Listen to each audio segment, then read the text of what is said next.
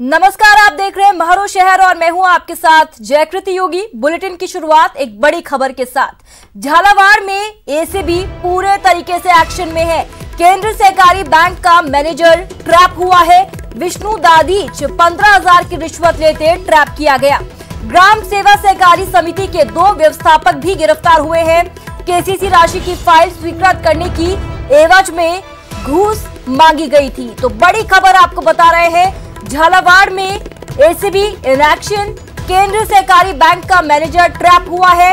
विष्णु दादीच को 15,000 की रिश्वत लेते रंगे हाथों गिरफ्तार किया गया। ग्राम सेवा सहकारी समिति के 2 व्यवस्थापक भी गिरफ्तार हुए हैं। केसीसी राशि की फाइल स्वीकृत करने की एवज में घूस की मांग कर रहा था। कार्यों का मूल्यांकन होता है वो जेटीए करता है। जेटीए उस कार्य का सही मूल्यांकन करने और नई मटरोल जारी करने की भी रिश्वत की मांग कर रहा है। तो हमने 16 तारीख को इसका गोपनीय सत्यापन करवाया। सत्यापन में 15,000 रुपये लेना तय हुआ था। तो 5,000 रुपये तो आरोपी जय ने दूसरी दिन ही प्राप्त कर लिए और 7,000 रुपये की राशि आज सेब कार्रवाई के दौरान आसिम नाम के आदमी को दिलवाई बरामद किए। मौके पर हम कार्रवाई कर रहे हैं। उत्तर प्रदेश सरकार एक बार फिर विपक्ष के निशाने पर है। वजह है सोमवार रात गाजियाबाद के पत्रकार विक्रम जोशी पर हुआ जानलेवा हमला, जिसमें इलाज के दौरान उनकी मौत हो गई। इस मामले में प्रदेश सरकार ने पीड़ित परिवार को 10 लाख के मुआवजे के साथ मृतक की पत्नी को नौकरी देने का ऐलान किया है। सख्त चाहिए, मुझे सख्त चाहिए सर। कमालुद्दीन के लड़के ने मेरे मामा के सिर में यहाँ पर गोली मारी है। वो कमालू का लड़का देखिए आप क्या हाल है, स्थिति देखिए। आम आदमी आज महफूज नहीं है। जख्मी पत्रकार विक्रम जोशी की मौत। वक्त पर होती कार्रवाई तो नहीं होती मौत। पुलिस की लापरवाही ने ली विक्रम की जान। पुलिस या गुंडे? जोशी का कातिल कौन? सवाल बेहद अहम है, क्योंकि राजधानी दिल्ली से सटे होने के बावजूद गाजियाबाद में पत्रकार पर जानलेवा हमला हुआ। वो भी तब जब पुलिस को शिकायत कर हमले की आशंका जताई जा चुकी थी। इसलिए अब परिवार का आरोप सुन लीजिए। पुलिस वाले ने तो चौकी में बैठ के मेरे भाई की मर्डर की प्लानिंग कर दी। चौकी इंचार्ज ने। जिसका डर था वही हुआ। आखिर आफत आ ही गई। इलाज के बावजूद विक्रम जोशी को बचाया नहीं जा सका। वो लड़के कमेंट कर रहे थे, गंदी गंदी गाली दे रहे थे। किसको कमेंट कर रहे थे? हमारे बच्चों को कमेंट कर रहे थे। हमारी बहन को लोग बाग कमेंट करते थे। छेड़छाड़ के विरोध के बाद ये हत्या हुई। शिकायत की गई थी, लेकिन पुलिस नहीं जागी। अब प्रशासन की बोलती बंद है। अधिकारी सिर्फ हत्या के इस मामले में हुई गिरफ्तारी और चौकी इंचार्ज राघवेंद्र के निलंबन का राग अलाप रहे। जैसे जैसे जांच बढ़ेगी, जिस भी स्तर पर हमने आपको कहा है, जिस भी स्तर पर शिथिलता हुई है, जिस भी स्तर पर लापरवाही हुई है, जो मामले हैं वो चौकी इंचार्ज के पास आए थे, लेकिन उसने वहां पर प्रोफेशनली उस पर एक्ट नहीं किया। चौकी इंचार्ज की लापरवाही की जांच होगी तो क्या उससे विक्रम जोशी की जान वापस आ जाएगी?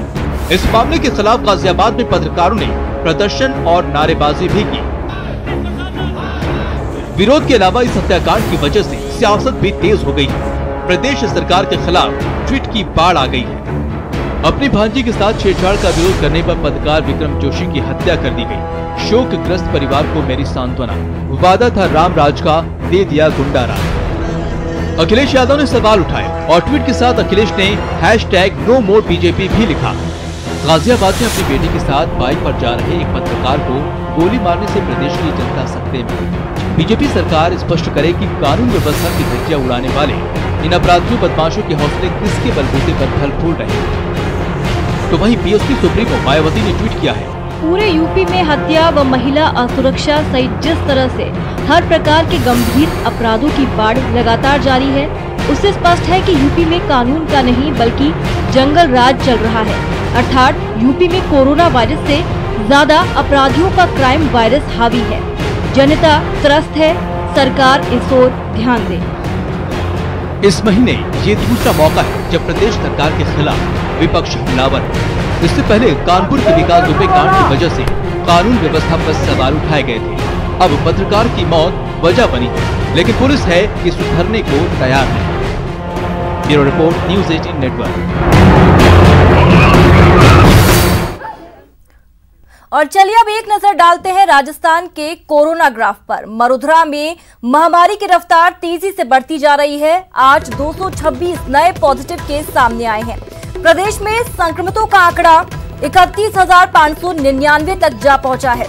प्रदेश में कोरोना से अब तक 581 लोगों की मौत हुई। 31,599 में से 22,899 की रिपोर्ट नेगेटिव आई है। इलाज के बाद 22,073 लोग स्वस्थ होकर अपने घरों पर लौट चुके हैं। तो प्रदेश में अब कुल 8,129 एक्टिव केस हैं। आज 145 लोग जो है वो रिकवर हुए हैं, जिसके बाद उन्हें डिस्चार्ज कर दिया गया।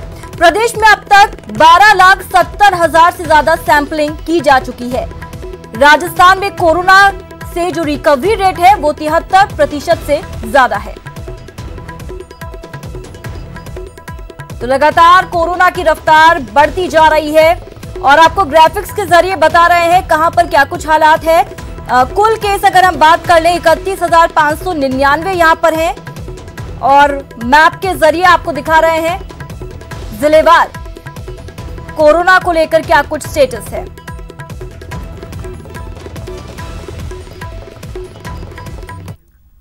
अब बात प्रदेश के उन 7 संभागों की जहां हमारी इस लॉकडाउन में पूरी तरह से नजर बनी है। आप अपने टीवी स्क्रीन पर जयपुर, जोधपुर, उदयपुर, कोटा, बीकानेर, अजमेर और भरतपुर की तस्वीरें देख रहे हैं। एक एक संभाग का आज का सूरत हाल आपको बताएंगे। हर संभाग का कोरोना ग्राफ आपको दिखाएंगे, कहां बड़ा वायरस का वार और कहां मिली राहत। बस बने रहिए हमारे साथ। और चलिए अब आपको लिए चलते हैं हमारे सहयोगियों के पास और जानते हैं कैसा है उनके शहर में कोरोना का ग्राफ। प्रदेश में कोरोना मरीजों की संख्या तेजी से बढ़ती जा रही है। राज्य में कोरोना मरीजों का आंकड़ा 31,000 को पार कर गया है। राजस्थान में कोरोना मरीजों की संख्या 31,599 हो गई है। जयपुर में कोरोना के 24 नए मामले सामने आए हैं। अब राजधानी जयपुर में कोरोना मरीजों की संख्या 4,470 हो गई है। प्रदेश में कोरोना के चलते अब तक 581 मौतें हो चुकी है। राज्य में कोरोना के अब तक 12,073 मरीज डिस्चार्ज हो चुके हैं। प्रदेश में फिलहाल कोरोना के एक्टिव मामले 8,129 है। राज्य में प्रवासी मरीजों की संख्या 6,869 है। प्रदेश में आज जहां 226 नए मामले सामने आए हैं, वहीं 145 मरीज रिकवर भी हुए हैं। आज देखिए अजमेर में लगातार कोरोना विस्फोट जारी है। आज भी 32 नए मामले निकलकर सामने आए, जिसके बाद कुल संक्रमितों का आंकड़ा अजमेर में बढ़कर 1292 हो चुका है। हालांकि इन 1292 पॉजिटिव मरीजों में से 743 ऐसे हैं जो इलाज पाकर अस्पताल से घर के लिए डिस्चार्ज हो चुके हैं, लेकिन बावजूद इसके जिले में लगातार एक्टिव केसेस की संख्या है वो बढ़ती जा रही है। और आज के ताज़ा आंकड़ों के मुताबिक अजमेर जिले में कुल एक्टिव केसेस की संख्या 521 है और इनमें से 39 मरीज ऐसे हैं जो अब तक दम तोड़ चुके हैं। तो आज स्मार्ट सिटी के अध्यक्ष और जिले के प्रभारी सचिव भवानी सिंह देथा अजमेर पहुंचे और उन्होंने कलेक्ट्रेट सभाकक्ष में मैराथन बैठक लेते हुए स्मार्ट सिटी के तहत जितने भी विकास कार्य अजमेर शहर में चल रहे हैं उनकी प्रगति की समीक्षा की, जिसमें मोटे तौर पर शहर में बन रहा एलिवेटेड रोड है जिसके निर्माण कार्य की धीमी रफ्तार को लेकर संबंधित एजेंसी फर्म को उन्होंने फटकार भी लगाई है। साथ ही साथ करीब आधा दर्जन से ज़्यादा ऐसे दूसरे नए विकास कार्य हैं जो जल्द ही स्मार्ट सिटी के तहत जुड़ेंगे, उनको लेकर भी पूरा रोड मैप तैयार करने के निर्देश स्थानीय अधिकारियों को भवानी सिंह देथा की ओर से दिए गए। इस पूरी बैठक में संभागीय आयुक्त डॉक्टर आरुषि मलिक सहित कलेक्टर प्रकाश राजपुरोहित, निगम के आयुक्त कुशाल यादव सहित संबंधित अधिकारी मौजूद रहे। इस सबके अलावा आज शहर के कृष्णगंज थाना इलाके के आर.के. पुरम कॉलोनी में आज अल सुबह उस समय सनसनी फैल गई जब एक मकान में रसोई गैस सिलेंडर लीक होने से बड़ा धमाका हो गया। इस धमाके के चलते शहर के मकान की खिड़कियां और दरवाजे जो है वो पूरी तरह से टूट गए और वहीं एक लड़की जो है इस पूरे हादसे में गंभीर रूप से झुलस गई थी। मौके पर पहुंची पुलिस ने तत्काल प्रभाव से लड़की को जवाहरलाल नेहरू अस्पताल में भर्ती कराया, जहां पर उसका उपचार चल रहा है। वहीं एक अन्य वारदात शहर में हुई जहां पर दोस्तों के साथ शराब पीना एक युवक को काफ़ी महंगा पड़ गया। शराब के नशे में उसके साथी दोस्तों ने उसके गले और कानों से सोने के आभूषण जो हैं वो उतार लिए और चोरी करके फरार हो गए। इस पूरे मामले में पुलिस ने मुकदमा दर्ज करके जांच शुरू कर दी गई है। वहीं लगातार बढ़ते कोरोना मरीजों की संख्या को देखते हुए प्रशासन की चिंताएं भी अब बढ़ने लग गई है और शहर का पहाड़गंज इलाका जो हॉटस्पॉट के रूप में निकलकर सामने आया है वहाँ लगातार बड़े अधिकारियों के दौरे लगातार जारी हैं। कलेक्टर और संभागीय आयुक्त के बाद आज उपखंड अधिकारी देविका तोमर ने भी पहाड़गंज इलाके का दौरा किया और हॉटस्पॉट बने इलाके में चिकित्सा अधिकारियों को सघन स्क्रीनिंग और सैंपलिंग करने के निर्देश दिए।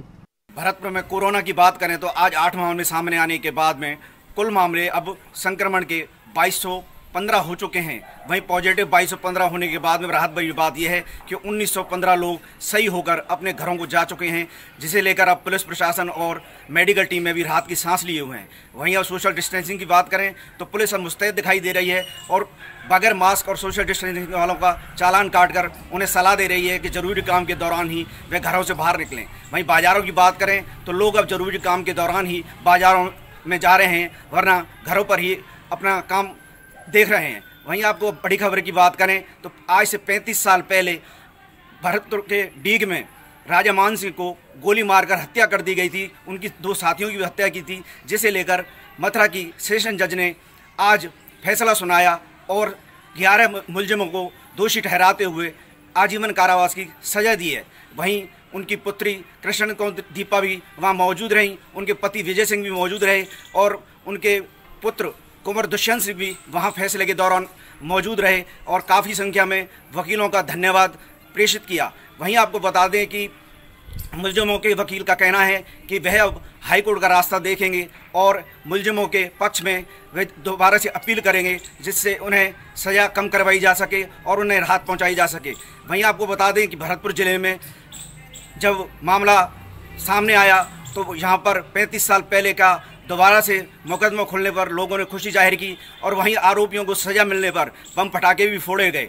वहीं आपको बता दें राज परिवार से जुड़ा होने के कारण मामला लोगों में खुशी जाहिर कर रहा है कि आज भी राज परिवार की वही हैसियत है कि उन्हें लोग चाहते हैं और उनका सम्मान करते हैं।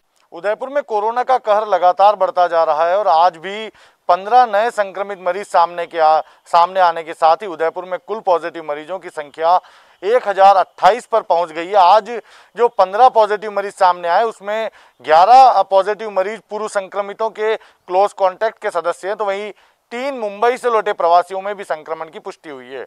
एक नया व्यक्ति संक्रमित पाया गया है और इस व्यक्ति के जो कांटेक्ट हिस्ट्री है, ट्रैवल हिस्ट्री है, उसे खंगालने में इस समय चिकित्सा विभाग जुटा हुआ है और जहां जहां पॉजिटिव मरीज सामने आए तुरंत प्रभाव से उन्हें हॉस्पिटल लाते हुए आइसोलेट कराने की प्रक्रिया की गई है। जो रिकवरी रेट है वो जून महीने के मुकाबले जुलाई महीने में काफ़ी बिगड़ी है। हालांकि 865 व्यक्तियों अब तक रिकवर हो चुके हैं और उसमें से अधिकांश ठीक होने के बाद उन्हें डिस्चार्ज भी किया जा चुका है। यही नहीं, उदयपुर में बीती रात स्मार्ट सिटी के कार्य के दौरान एक प्लम्बर की मौत के मामले ने आज फिर तूल पकड़ा और उसके परिजन पोस्टमार्टम नहीं कराने की मांग पर अड़ गए। मुआवजा नहीं मिलने तक शव नहीं उठाने की बात प्रशासन के सामने रखी गई। ऐसे में प्रशासन, पुलिस अधिकारी और जनप्रतिनिधियों ने इस मामले में समझाइश की। 50 लाख रुपए के मुआवजे की मांग कर रहे परिजनों से जब समझाइश की गई तो कंपनी प्रबंधन और परिजनों ने 6,51,000 रुपए के मुआवजे पर सहमति जताई और उसके बाद में मृतक प्लम्बर का पोस्टमार्टम हो पाया और शव जो है वो परिजनों के सुपुर्द किया गया। दूसरी ओर आज जिला कलेक्ट्री पर प्रदर्शन का दौर रहा। सुबह सबसे पहले टैक्सी संचालकों ने टैक्स माफी, लोन वाले द्वारा परेशान करने और जो टैक्सी संचालकों की हालात खराब हैं उन्हें सही करने की मांग को लेकर प्रशासन को ज्ञापन सौंपा। इस दौरान ये देखिए, कोटा में भी लगातार पॉजिटिव रोगियों की तादाद में इजाफा हो रहा है और आज फिर 16 और नए पॉजिटिव रोगी सामने आए हैं। तो कोरोना संक्रमित रोगियों की संख्या 1120 हो गई है। तो वहीं आज एक बुजुर्ग जो 74 साल के थे जिनका इलाज चल रहा था, उनकी इलाज के दौरान मौत हो गई है। कोरोना से अब तक मौत की बात की जाए तो 31 मौतें अब तक हो चुकी है। तो वहीं शहर की दूसरी बड़ी खबरों की बात करें तो मौसम की बेरुखी जो है वो अब किसानों के लिए परेशानी का सबब बन रही है, क्योंकि जो किसानों ने फसलें खेतों में बोई है वो बर्बाद होने का डर अब सताने लगा है। तो किसान नहरी पानी की मांग कर रहे हैं ताकि किसानों को राहत मिल सके और खेतों तक पानी पहुंच सके। इसको लेकर आज बीजेपी भी जो है किसानों के साथ मिलकर विरोध प्रदर्शन करने पहुंची। बीजेपी देहात के जिला अध्यक्ष मुकुट नागर के नेतृत्व में किसान जो है संभागीय आयुक्त कार्यालय के बाहर पहुंचे और उन्होंने वहां नारेबाजी की और विरोध प्रदर्शन करके 5 दिन का अल्टीमेटम दिया है कि 5 दिन में अगर नहरों में पानी प्रभावित नहीं किया गया तो बड़ा आंदोलन हाड़ौती में किया जाएगा।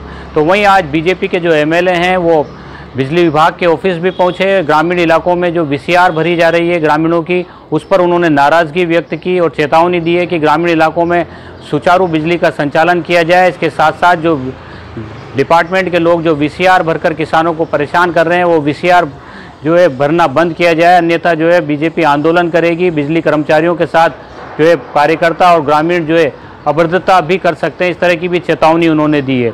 तो वहीं हाड़ौती में जो है लगातार एसीबी भी एक्शन में है। आज 2 बड़ी कार्रवाइयाँ हाड़ौती में हुई है। 12 एसीबी की टीम ने झालावाड़ में मनोहर थाना में एक जयन को ट्रैप किया है। तो झालावाड़ एसीबी की टीम ने भी अभी सहकारी बैंक के एक मैनेजर। और यहाँ रुकेंगे एक छोटे से ब्रेक के लिए।